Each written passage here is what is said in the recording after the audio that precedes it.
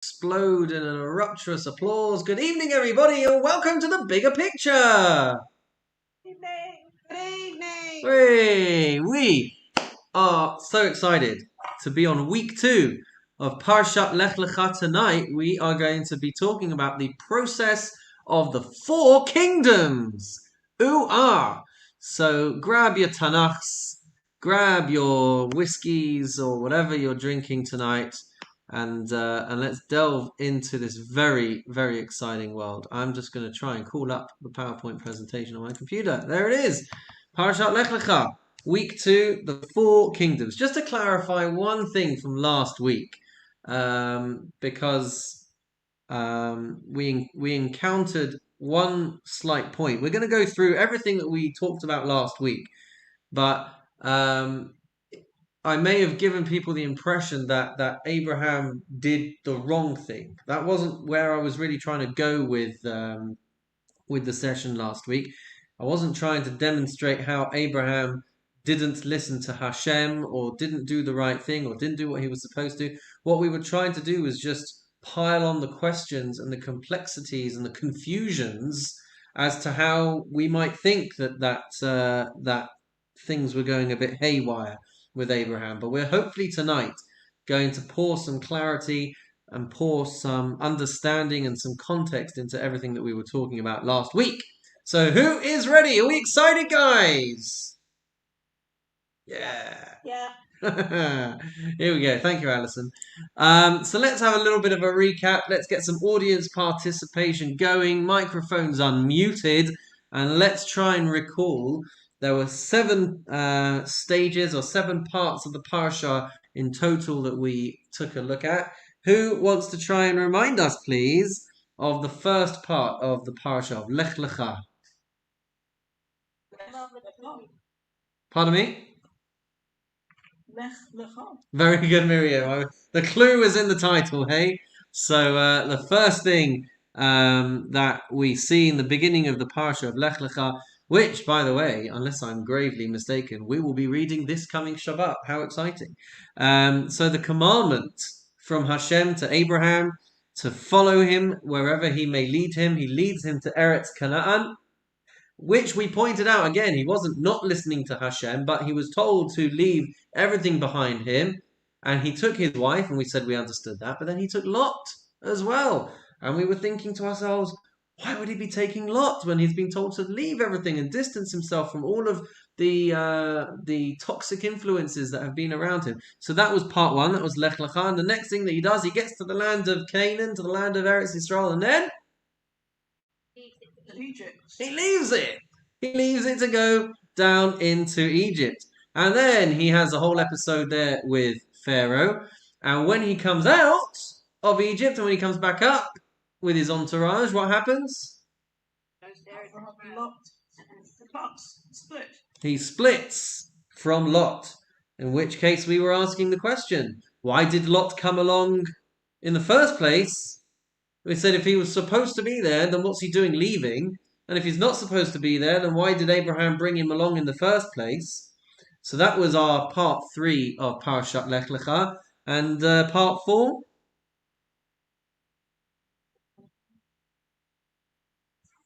I think I heard it, but you didn't say it with any confidence, whoever it was. Is it the 4 kingdoms? That's it. The war of the 4 kings against the 5 kings. The question that we asked on the war of the 4 kings and the 5 kings is if he's been told to separate himself from everything and just distance himself from all influences and from everything going on, we asked the question, what's he doing getting involved with this military conquest of the 4 kings against the 5 kings, right? And not only does he get involved, but he's the whole reason that the 4 kings end up being able to win. He is the tipping point to be able to bring victory. And then we said that, well, he was getting involved because Lot had been captured, so he had to go and save Lot. In which case we said, well, he's supposed to be separating himself from everything. So what's he doing getting involved and trying to save Lot? What's all that about? So that was part 4, the War of the Kings. Part 5, the covenant between the parts. as if things weren't confusing enough. And we talked about the covenant between the parts briefly, and we'll talk about it more tonight. But we talked about the two promises. We talked about how Abraham is promised that he is going to have children, and despite the fact that he is old and Sarah is old, the Torah tells us that he believes him. And then God tells him that his children are going to inherit the land. In which case he says, "How do I know that? Prove it." And the proof is not in the pudding. The proof is that it is somehow demonstrated to him by the covenant between the parts, by having to cut up some animals and walk between them. And we said, how is it that he's okay with something that's biologically impossible, but then he's got a problem with his children inheriting the land? And it's not like God says, "Dude, come on, I'm God. Like, I've got this. Just trust me." He responds to him as if it was a genuine and realistic and legitimate question, and he tells him, "Cut up these animals, and you can walk between them, and that's how you're going to know that you're going to inherit the land." Also very complex. Part 6, guys. Ishmael. We have the birth of Ishmael, to which we asked, okay, so fine. So we've got this covenant between the parts. We've got this problem this promise from Hashem that he is going to have children, that he and Sarah are going to have children. And we know that Yitzchak is going to be the one who inherits, and the line, the lineage, so to speak, will go through Yitzchak. In which case, why do we even need Yishmael? Why is he being born at all? Why are we segueing basically to deal with a completely different child and not just going straight into the story of Abraham's blessings being fulfilled? So we'll have to tackle that as well. And then the 7th part. Yeah, that's right. The second covenant, the Brit Milah, where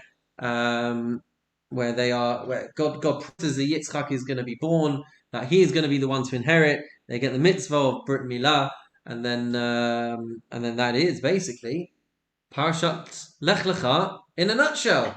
And so we went through all of that, and we asked all of our questions, and then the thread that's going to tie things all together for us, and we said there's one phrase that's really going to appear over and over and over again. It's a concept from the Ramban. Who remembers the Hebrew phrase? Phrase. Maseh Avot Siman Lebanim. 10 points to you, Miriam. That's right. The Ramban says, Nachmanides says, that everything that the Avot, everything that the forefathers go through in the book of Bereshit is laying the groundwork for all of Jewish history. All of Jewish history can be seen and can be... The spiritual DNA is being injected into the Jewish bloodstream with all of the different episodes that Parashat Bereshit brings. And we have to appreciate that we read the book of Bereshit as a storybook, but there's obviously bits that are missed out. We don't see every single story that takes place. The Torah purposely highlights key episodes. And the reason for that is Maseh Avot Siman Lebanim. That's the common thread that unites all of these different things. That the stories that our forefathers went through are paving the way for all of Jewish history. And so even if it's something as minuscule, as insignificant, as minute as digging a well in the book of Bereshit means something far bigger and far greater than we perhaps could ever imagine. And we saw a small example of this, didn't we, guys? We saw a mini mind-blowing moment talking and paralleling the life and the journey of Abraham with the journey of Bnei Yisrael. We said that both Abraham went down to Egypt in Parashat Lech Lecha, and also the Jewish people ended up in Egypt because the brothers sold Joseph down into slavery, and that leads on to the famine, which takes them down to Egypt. And we saw that Abraham went down because of famine, the brothers went down because of famine. Abraham had a struggle with an issue of arayot, of problematic relationships. Bnei Yisrael have to struggle with that as well when they're in Egypt. And then we see that Pharaoh is afflicted with afflictions on account of Abraham and Sarah, as is Pharaoh afflicted with 10 plagues, and the whole of Egypt is afflicted with 10 plagues, in which case they then leave Egypt, as do Bnei Yisrael. Abraham leaves with great wealth. Bnei Yisrael leave with great wealth. Maaseh Avot, Siman Labanim, in one little episode over there. So the next step, ladies and gentlemen, where we're going to be heading into tonight, the exciting world, is linking it to another big, famous concept, and that is there's our recap. There we go. So the next step, the next big concept that we're going to start to unravel and explore tonight is the concept known as the Dalad Malchiot, the Arba Malchios, the four kingdoms. So that's what we're going to be talking about tonight, and that is going to help us understand what is going on with Lot. That's going to help us understand the covenant between the parts. It's going to help us understand the war of the kings. And so it's going to bring the first 5 parts of our parasha, 1, 2, 3, 4, 5. It's going to really bring all of those things together. And then we will leave Yitzchak and Yishmael for another time, and also the Brit Milah as well. So we're going to explore the concept of the 4 kingdoms, and that's going to really help us understand the first 5 parts of Parashat Lech Lecha. So that's our 4 kingdoms, our Dalad Malchios. Now, fundamentally, the 4 kingdoms, as we will go on to discuss in greater depth, are linked and tied to the concept of exile. All right. So if you're seeing this concept of the 4 kingdoms on the screen and you've literally got no idea yet what these 4 kingdoms are, they are going to be 4 kingdoms. They're going to be 4 periods of history which the Jewish people have gone through or will be going through or are going through. 4 regimes, you could call it almost, 4 epochs, 4 eras of history, 4 cultures that are not the way in which, or the world in which we want to be living as Jews. That's a kind of introductory summary. Okay, the concept of exile, meaning that the Jews are not in a comfortable environment, a comfortable setting in which they can really flourish and live in the way in which was intended for us. Instead, we have to go through we have to live through and go through these 4 kingdoms. Now, if we were to think about the concept of exile just a little bit, so we may come to the following explanation when thinking about Jews going through exile. We may think in the following way. We may think that at periods of different points in Jewish history, God brought us to the land of Israel, where he expected us to serve him properly and to do the mitzvot. And then if we do that, then we get to stay and everything gets hunky-dory. And if we don't do that, then Hashem has to send a random nation to exile us, to oppress us, to crush us.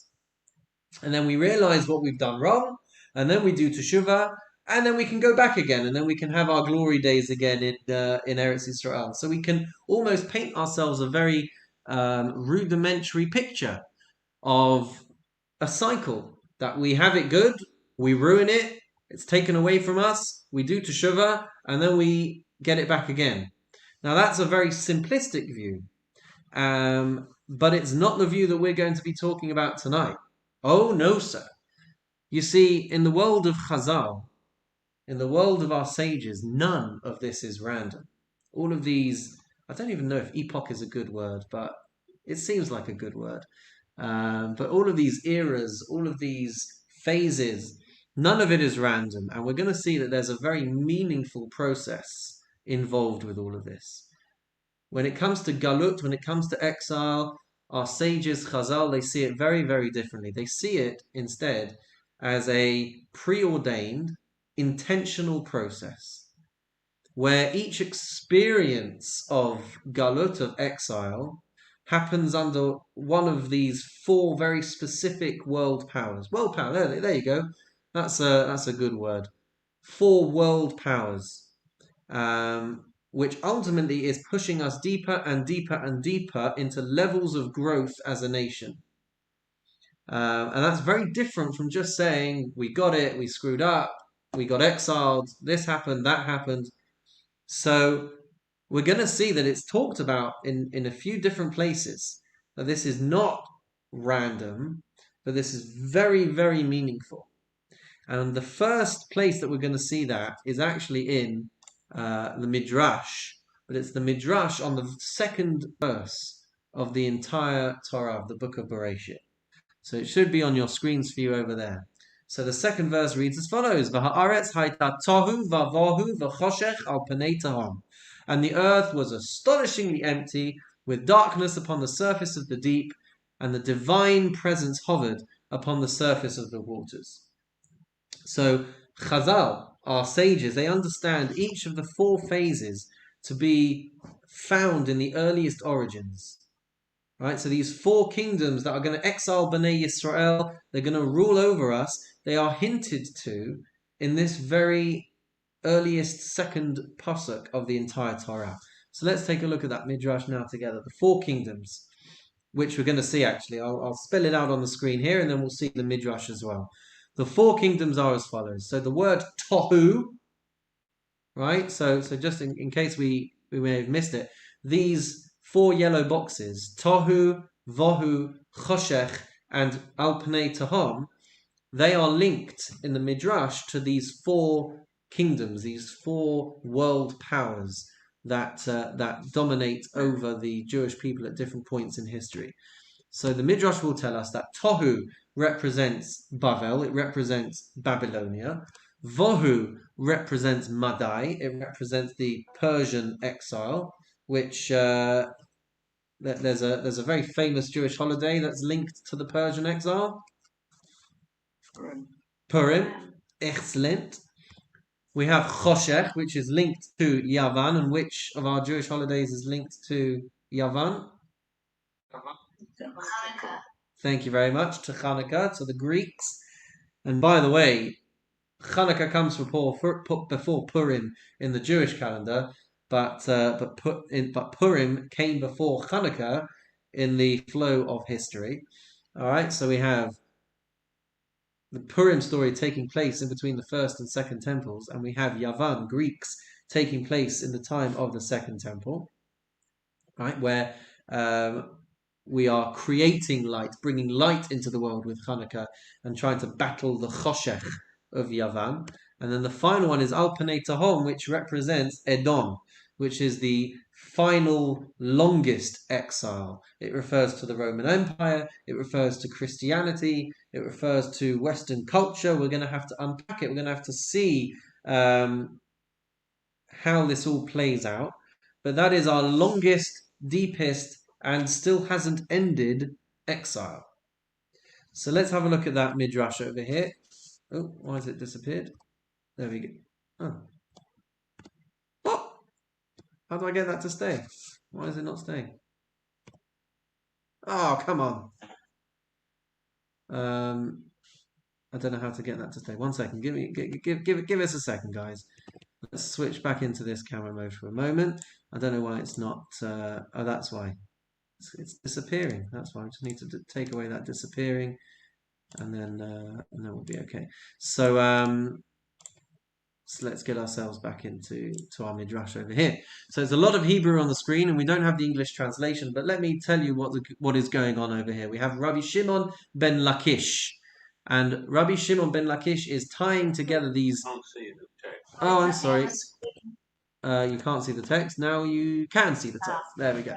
So Rabbi Shimon ben Lakish, thank you very much. Rabbi Shimon ben Lakish is linking these four expressions in the book of Bereshit to the four exiles, right? And we see this sometimes through links to verses in Tanakh, and sometimes to other things as well. So he brings us the first one. He says, Tohu ze galut Bavel. That's the Babylonian exile, because as we see with Jeremiah, where he's talking about Bavel, he uses the word Tohu in one of his prophecies.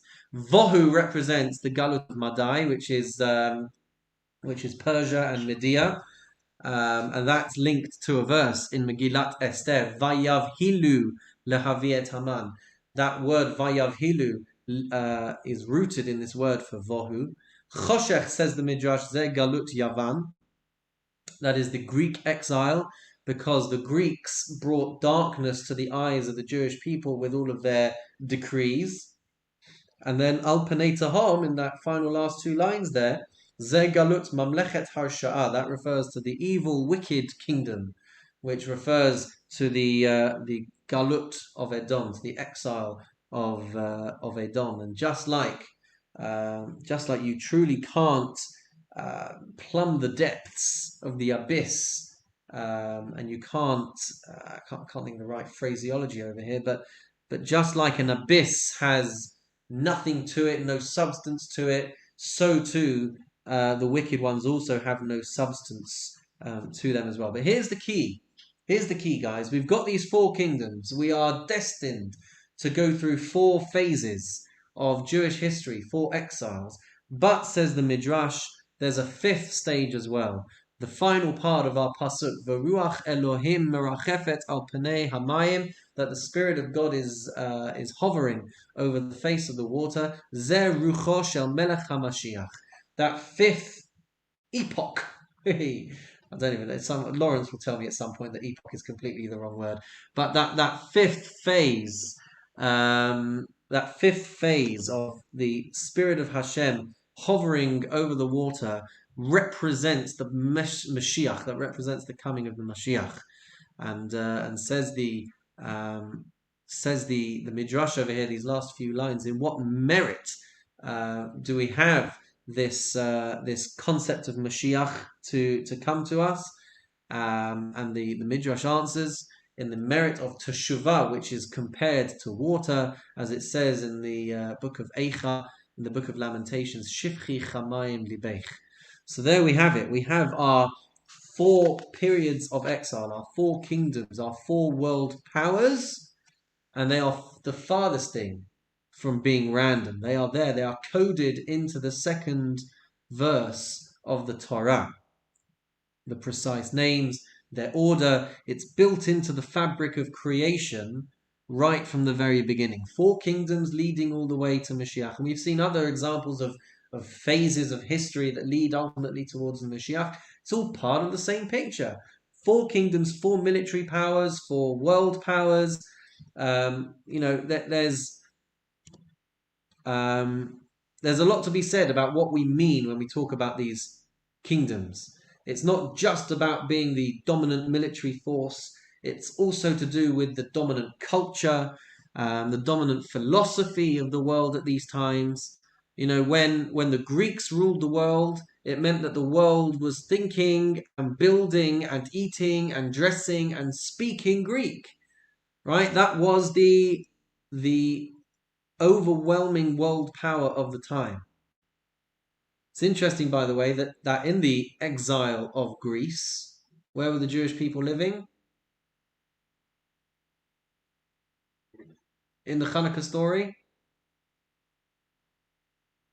Well, In Israel. We were living in Israel. So even within Israel, we went through a period of exile. So it's not just about being physically detached from the land of Israel. It's about a rulership, a cultural dominance, a military might.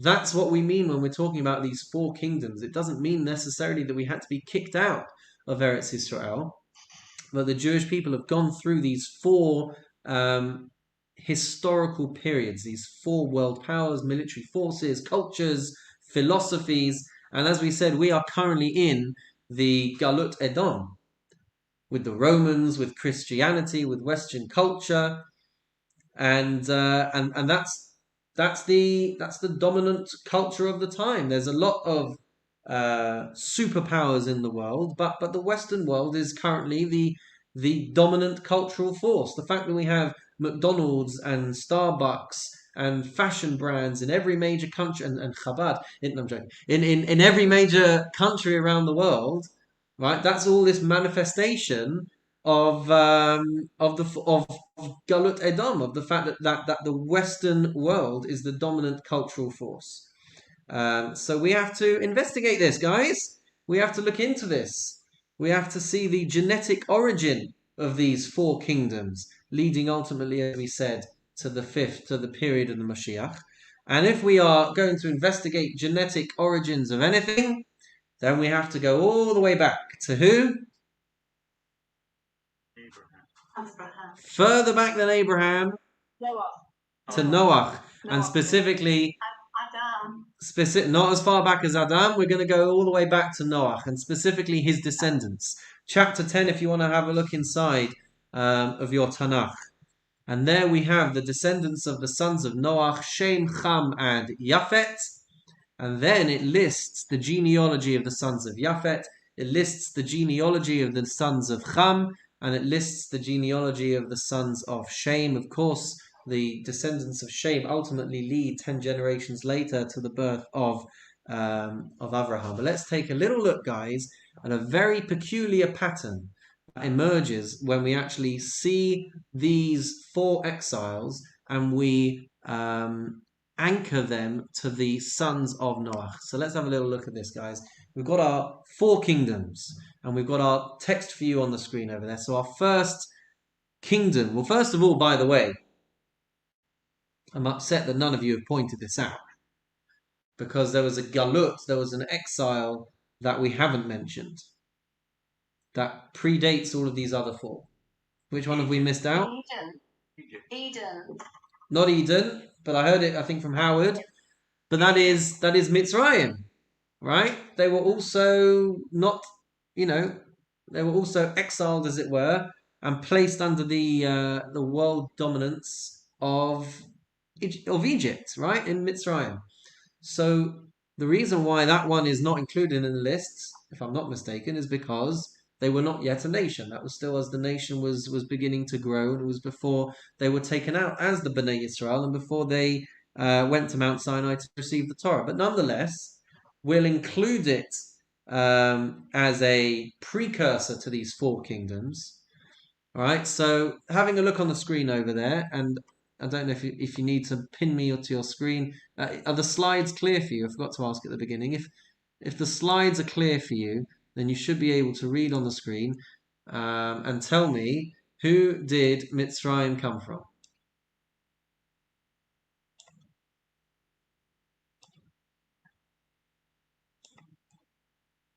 Cham. Very good. So Mitzrayim comes from Cham. There he is on the screen. There he is circled. So Mitzrayim comes from Cham.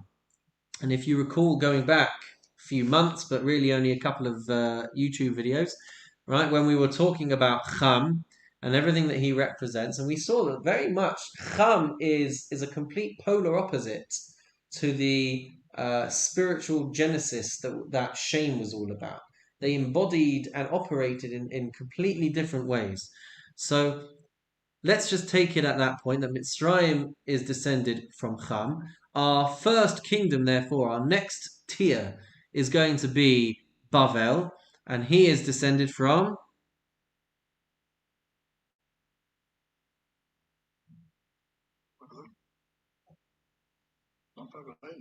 The sons of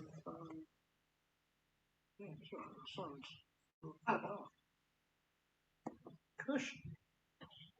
So, and Cush came from? It's Ham. There you go. Thank you very much, Joy. So Bavel over here, the beginning of his kingdom was Babel, or Bavel, right? Bavel comes from Cham as well.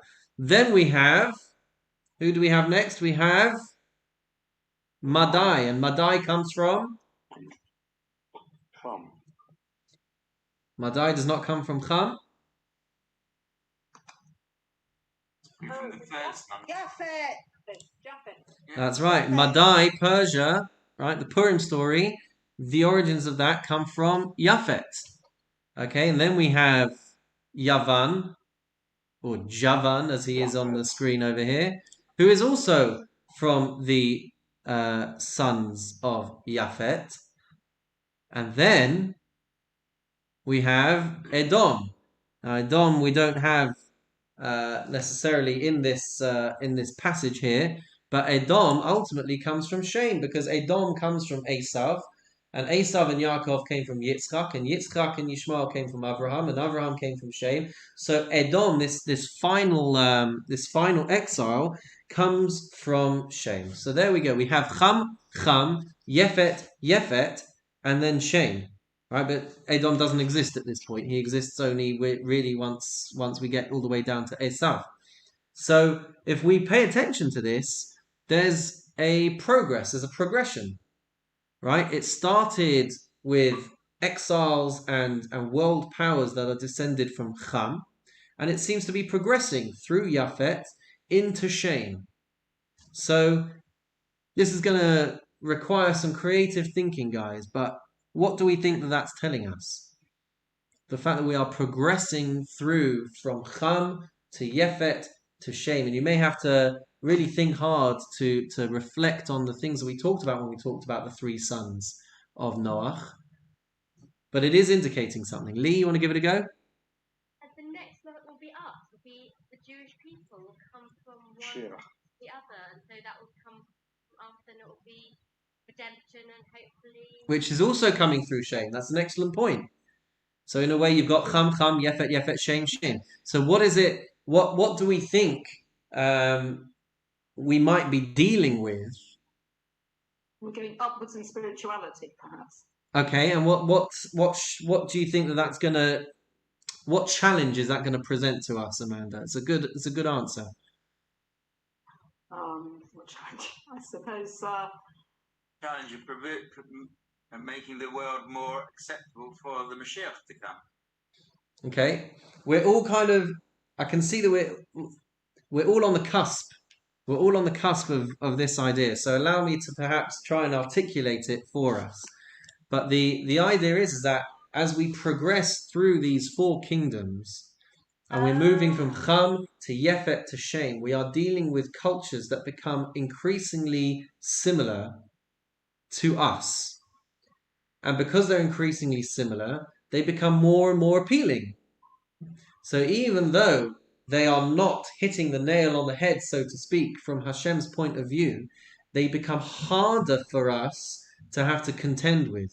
They become harder for us to really grapple with our own identities.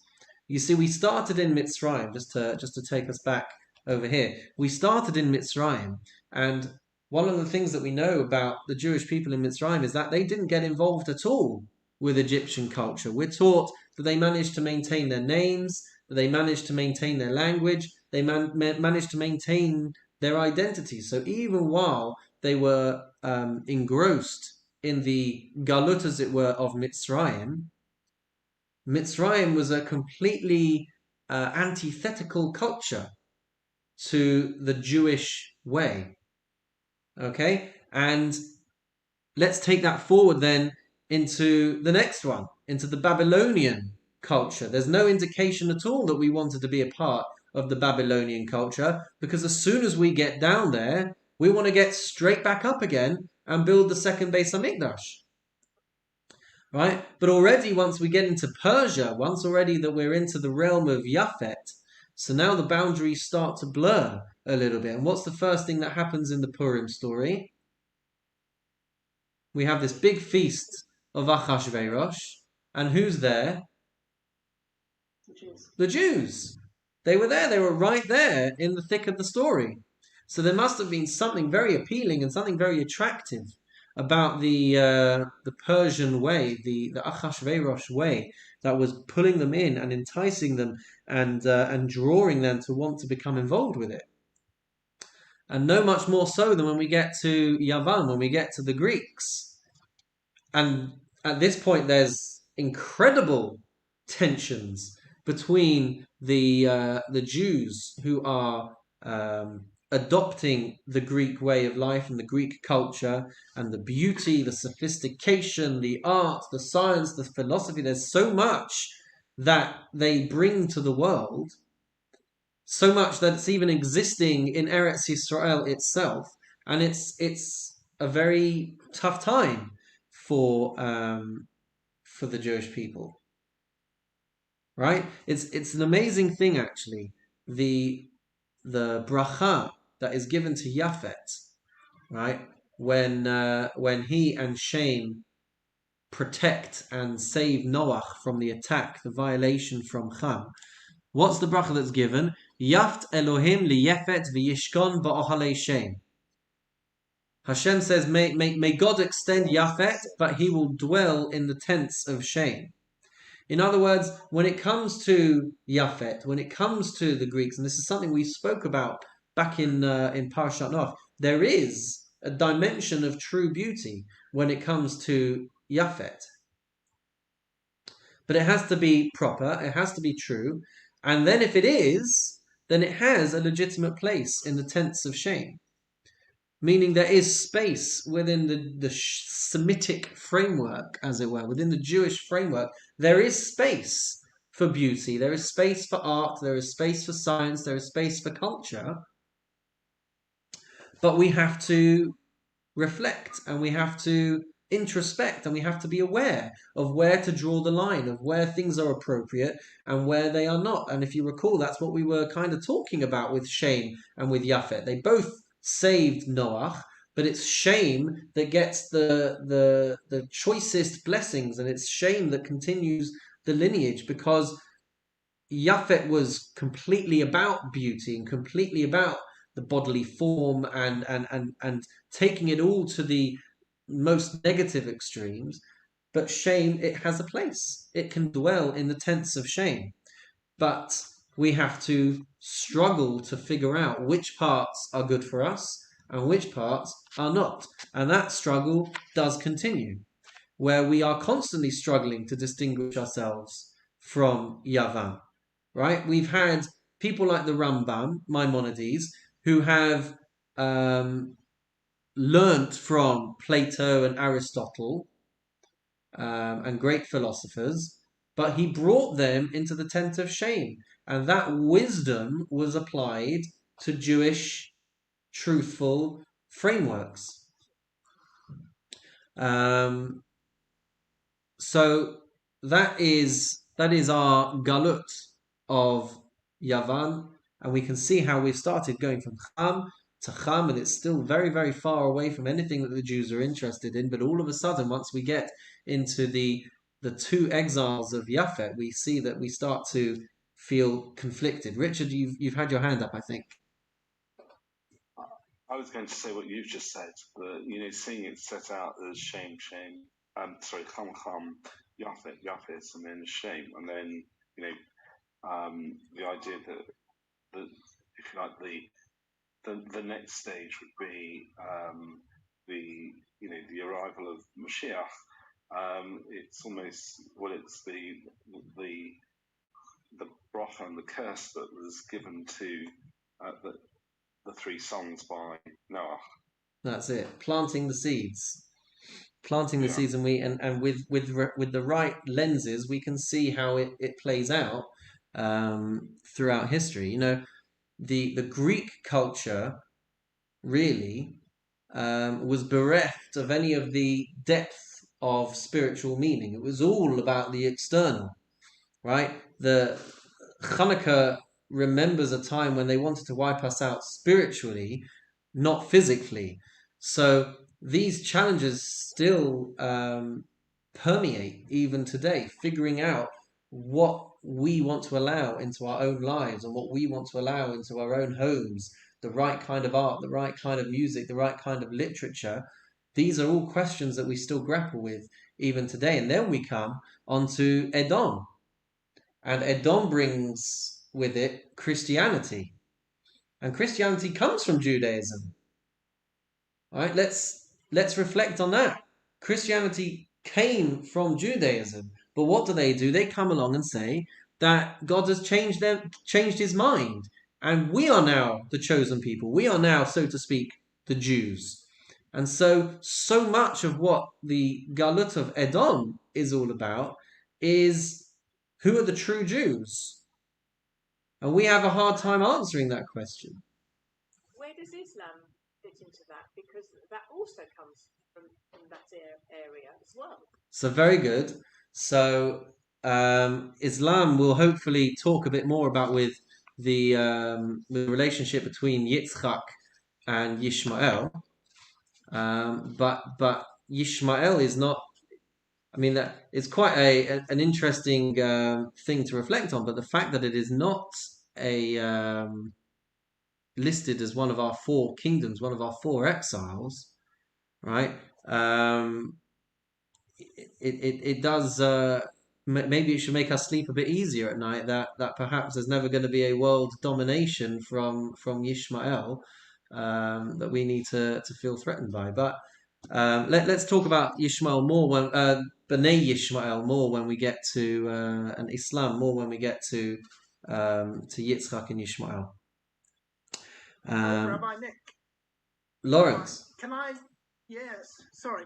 I think we also have to think about the geography, the actual place. Oh, I forgot to put the map on for you again, Lawrence. Sorry, I had it all here. I forgive you. No, we have to think about the geography of where we are at the crossroads of the world, the known world at that time, where everything from North Africa went through Sinai up into Eretz Yisrael, up to Damascus, and vice versa. We are in the middle of all those four kingdoms which overtook us. We were on their road for expansion. So we have to think about why this is written in this way, because of where we are actually living. All those huge empires came through that stretch of land because it was the way east and west. Right. I'm sure that's not a coincidence. No, it's not a coincidence. No, not at all. And you talk about Mitzrayim, but at that time, unlike the other empires, Egypt at that time in the early days wasn't expansionist as Babylonia was, or the Greeks or the Romans. It wasn't. I'm not saying that at times it didn't go up into what was Israel, but at this time it wasn't. It wasn't expansionist. Interesting. Well, I thank you for that. So let's bring ourselves back into Galot Edom. All right. So now we've got a whole new entity. We have Christianity on the scene, which is challenging the premise that we're even the chosen people anymore. And then the flow of history has brought along with it the challenges of assimilation, the challenges of atheism, the challenges of apathy, the challenges of agnosticism. All of these things, what we see is that as time goes along, the distinctions and the lines and the boundaries are becoming more and more blurred and more difficult to work within. And they're becoming more and more similar to us. The opponents, so to speak, are becoming more and more similar, which means that we have to think more and more deeply, and we have to analyze more and more deeply what the differences are between ourselves and our opponents or our oppressors. And it gets deeper and deeper and deeper and takes us into deeper and deeper levels of ourself and deeper levels of our identity. And that's really what this source is demonstrating for us. It's taking us deeper and deeper into understanding who we are and what is making us tick. So the four stages of exile are intended, as we say, Chazal talk about how this is preordained. This is going to happen in the flow of history, that we're going to have these four kingdoms, right? And the reason for that is because they are going to force us to do the self-reflection we need to do to understand what it means to be a Jew in the deepest way. And if we're unable to live up to being the Jewish people, then these exiles come along and these conflicts come along and they force us to understand who we really are and force us to understand what makes us unique and what makes us the Jewish nation and what it means to be the chosen nation of Hashem that we are meant to be. So it's much deeper than just going through history and making the same mistakes over and over again in the hope that we will learn our lessons and be able to stay in Eretz Yisrael. We are going deeper and deeper, and the enemy is becoming more and more like us. And Surely the and that's and so happened the throughout. pardon me, sorry. So surely that's happened throughout the four kingdoms, the three previous kingdoms anyway, that we have always been challenged. We've always had to preserve our identity, to keep to what we believe in, to the exclusion of everybody around us. That's right, but that becomes We have harder. lasted That so becomes long because of it. that becomes harder and harder as we go through each of these different phases of each of these different exiles. There was no temptation to be like the Egyptians. There was little temptation to be like Babel. They wanted out. They wanted back into Eretz Yisrael to build that temple. But by the time we get to the Persian kingdom, by the time we get to the Purim story, there's something already that's drawing them in because they're at the feast of Achashverosh. And then they are, you know, we don't have a phrase for people that succumbed to the Babylonian culture. We don't have mit bavlim. We don't have mit madyanim or mit parsim, right? We don't have people that converted to the Babylonian way or to the Persian way, but we do have mit yavnim. We do have people that took on this Hellenist Greek culture and moved away from Judaism as we know it and the Jewish way of life.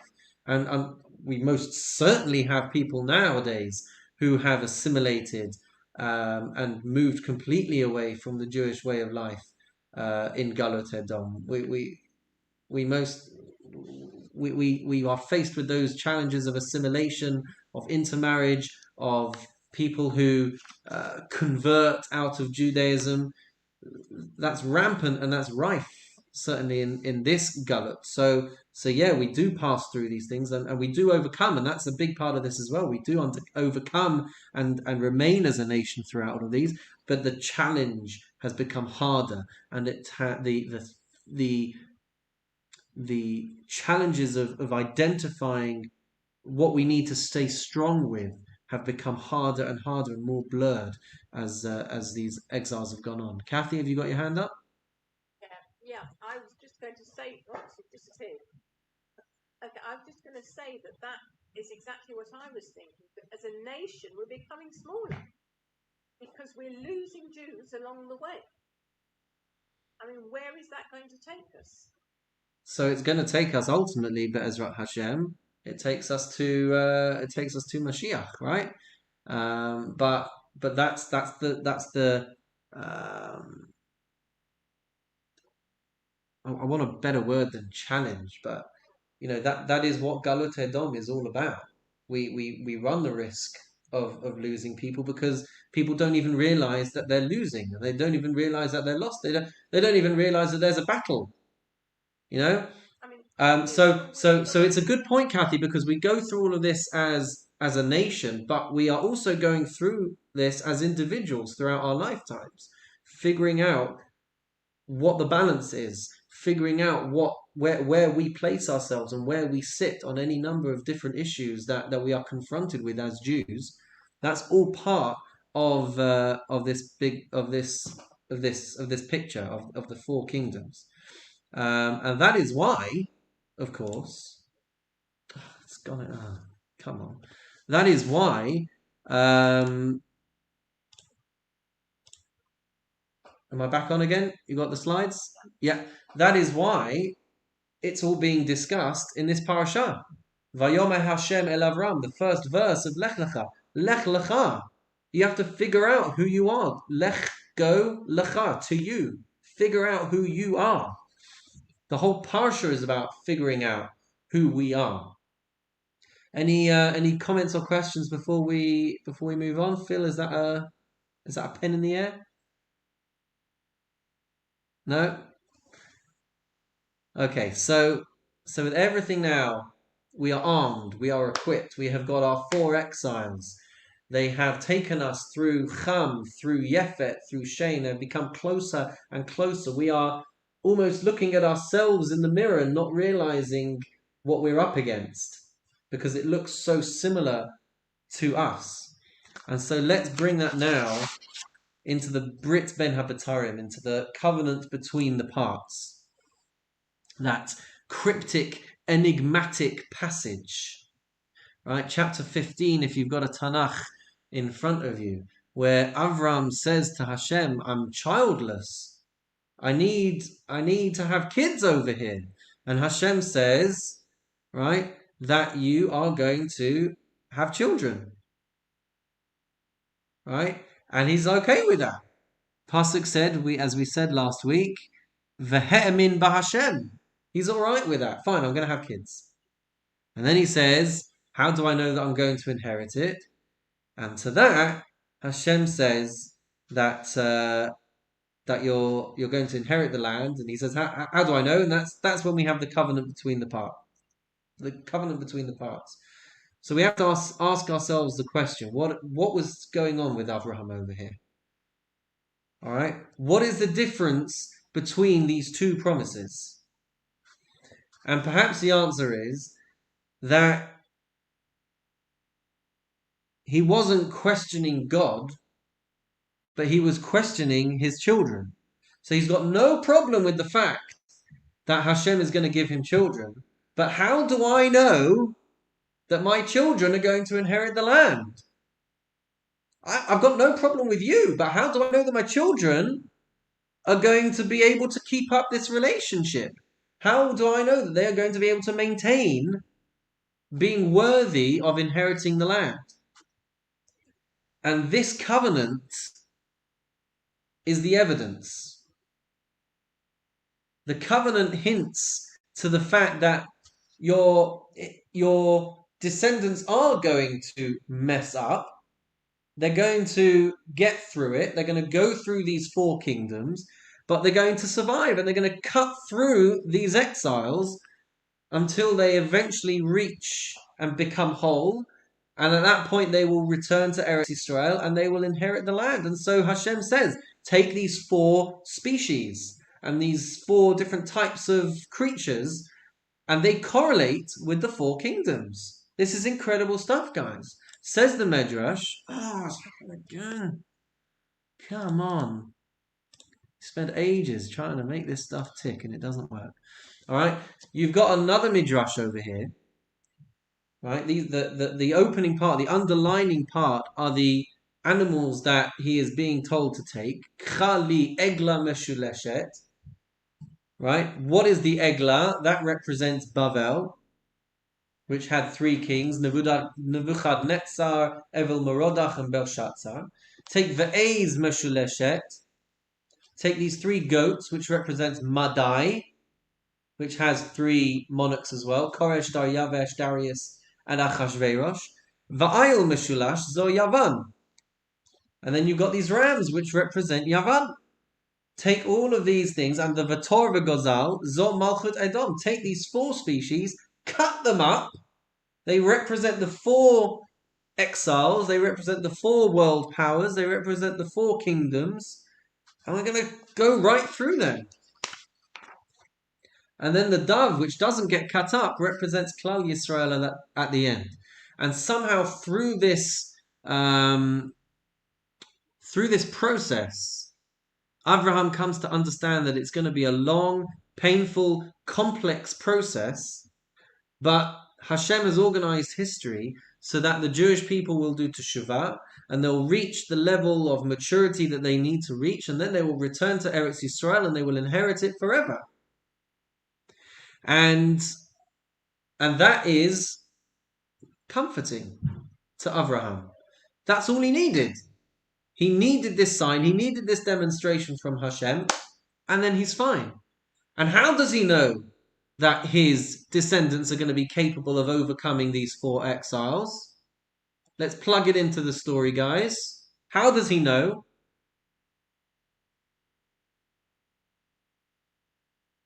Bigger picture. Because he defeats the 4 kings. Hey! Because he has just gone and defeated 4 kingdoms himself. Oh, fantastic. He's just been in this world war between the 5 kings and the 4. He's just defeated the 4 kings. So when it comes with this imagery, with this symbolism of the covenant of the parts, of course, I've got it. I've just gone and defeated the 4 kings. Anyone after me is going to be able to defeat the 4 kingdoms. And that's why he is placated. That's why he is appeased. Says the Midrash. Oh, I'm sorry. This is the same thing again. Right? How each of the animals represent the. Goodness me. I'm not even going to edit this out, guys. This is take it as you find it. But we'll get that right for next week. So says the Midrash again, talking about the 4 kings that he had to face. Amraphel Melech Shinar, this is Bavel, this represents Bavel. Arioch Melech Elasar, that represents Antiochus, that represents the Greeks. Kedar La'omer Melech Elam, that represents Madai, it represents the Persians. V'tidal Melech Goyim Zom Malchut Edom, that represents the Malchut of Edom. Each one of these 4 kings are the earliest forms almost, the antecessors, predecessors, whatever it is, and precedents for the 4 kingdoms of Jewish history. So the Ma'aseh Avot, Siman Lebanim, the actions of our forefathers being a precursor to what will happen throughout history, by defeating these 4 kings, by defeating these 4 origins, and then walking through the process that represents the 4 kingdoms, he's planting the seeds of human history. It's just unbelievable. Which leaves us to the last piece of the puzzle. What about Lot? Why did he come? Why did he leave? Who is he? Why do we need him? We need Lot because Lot produces Mashiach. Fast forward to the coming Parshiot where we have Lot fleeing Sodom and having a relationship with his 2 daughters. And from that union between him and his daughter, we ultimately get the lineage that produces Mashiach. He produces Moab. Moab produces Ruth. Ruth converts and produces King David. And the Davidic lineage leads us to Mashiach ben David, the Mashiach from the Davidic lineage. So the war with the 4 kings, which is saving Lot, is saving Mashiach. And the war with our 4 kingdoms, the exile of the 4 kingdoms, is to keep refining ourselves over and over again until we can ultimately get to that point of Mashiach coming from these exiles. Which brings us back to our original source from Parashat Bereshit, the 2nd verse of the Torah. The earth is astonishingly empty. Tohu vahu choshech al pnei tehom. And that 5th one, Veruach Elohim merachefet al pnei hamayim. The Mashiach is produced when we understand who and what we are. That's the ultimate goal. Lech Lecha is the prime objective throughout the whole of history. Lech Lecha, go to yourself, get to know yourself, know what you're all about. But that means that Lot has to come along for the journey. Because that paves the way for Mashiach. So he separates off in this parasha. And he goes his own way, but that's starting the journey to produce Mashiach. And the war with the 4 kings, because he has separated himself from Abraham, he gets captured. And that means that Abraham has to save him. And that means that he has to fight the 4 kings. And that means that he gets to save Lot. And that means that he gets to enter into the covenant which guarantees that wherever we go through, the process is going to produce Mashiach. And we're going to be guaranteed to inherit the land for all times. It's amazing! Rabbi Nick, I have a question. Yeah. Is that why Lot's wife was expendable in the story? So that the lifeline, so that the lineage could go on to the Mashiach. Wow, that's incredible, isn't it? That is amazing. Maybe. It's a good observation. I say expendable in the nicest possible. I know, of course. In the context of the bigger picture. Yes. That sounds good. it doesn't sound good that someone should be expendable, but there's a nugget there definitely to be worked with. So, ladies and gentlemen, we've tied up our 5 parts of that parasha. We've given Avraham the